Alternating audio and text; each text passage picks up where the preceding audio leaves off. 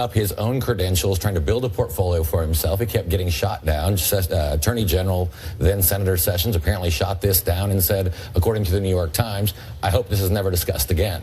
Yet so if you continue to go out there and do this, at the end of the day, though, the only collusion we have in the campaign with Russians is the Clintons. But I just want to get your position clear in my mind. So your explanation is that he was too low level or that he was too incompetent? What's your, I don't understand. Well, I wasn't in the meeting. All I can tell you is that... Right, but Jeff Sessions, who was neither incompetent nor low level, it got all the way to Jeff Sessions, this pitch, this idea that he would use his Russia context to put Donald Trump in a room with Vladimir. I don't know if that's the way. I don't know if that's the way it was phrased. I was not in the meeting. I've read a lot of the. Well, no one with Jeff Sessions is denying that Jeff Sessions nixed a meeting. But what I have read in public reporting from many outlets is that his story has varied between setting up a meeting to establish better contacts. There have been discussions of dirt. There have been discussions of all of these things. We don't know what was actually pitched in the meeting to just say that I've had contact with somebody who would like to set up a meeting with Mr.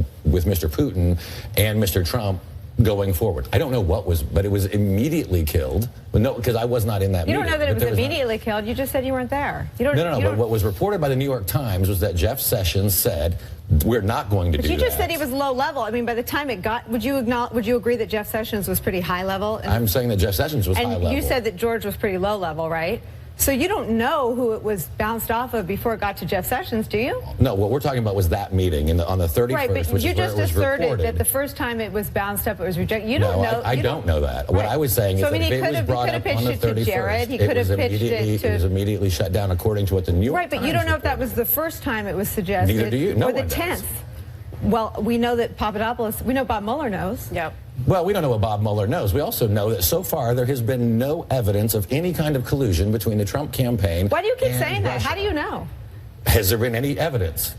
Well, we were supposed to be dealing in news here. Bob Mueller is speculation. But why are you so eager to get ahead of Bob? Do you trust Bob Mueller? I'm not going to make a judgment on Bob Mueller. You don't know if you can trust Bob. He's the former FBI director after 9/11 who prevented it. He will make his determination. Yes or no? Do you trust Bob Mueller?